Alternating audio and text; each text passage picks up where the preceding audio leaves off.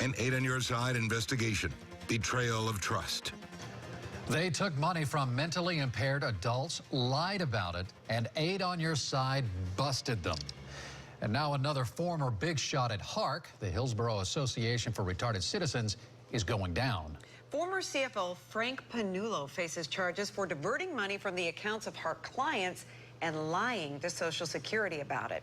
It was senior investigative reporter Steve Andrews' reports that brought the crime to light. Steve? You know, Stacey, the more I dug into this, the angrier I got. This was like stealing from children.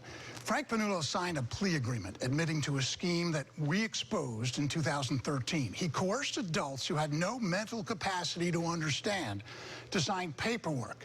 Then HARC swiped their money. Frank Pannulo was the money man at HARC, chief financial officer. In this plea agreement, the feds say Pannulo and others, such as Sandra Shepard and former comptroller Marsha Weiss, were conspirators in a plan that illegally took Social Security money from clients who had no capacity to understand what was going on. Do you know where that money went? No comment. Did that money make it into anybody's pockets? No comment. That money make it into your pocket? No, it did not. Absolutely not. Pannulo is the most recent former HARC executive to admit to the feds he diverted money from clients like Vicky Caldwell and Robert Franklin. The feds claim that our investigation in 2013 revealed Pannulo orchestrated a plan moving the money of 40 HARC clients. In 2013, he told me he didn't remember how that money was used. Do you know if it was spent on operations? It was probably borrowed for operations. It should show in the foundation books. Our investigation revealed, and the plea agreement confirms, the client's money was used to fund daily operations at HARC, including $1,800 a month car allowances for both Pannulo and HARC CEO Richard Lilliston. To make it all look legit, Pannulo had clients sign contracts. Ralph Franklin was absolutely floored when he watched an 8 on Your Side report that showed the agreement his brother Robert signed. They knew that he didn't have the mental capability to enter into this kind of legal agreement. HARC gobbled up $7,100 from Robert's account, money he will never recover.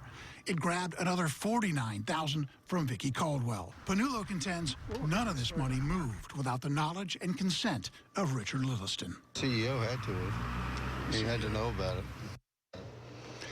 Pannulo is pleading guilty to submitting false reports to Social Security, verifying clients' money was used for their personal needs when, in fact, it was not.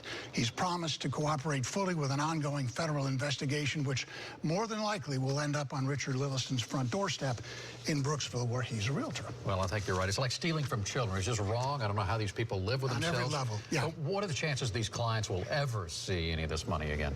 You know, probably a fraction of it. $617,000 were taken. The feds have located about $90,000, and some of these folks, like Robert Franklin, have passed away. So, well, not good.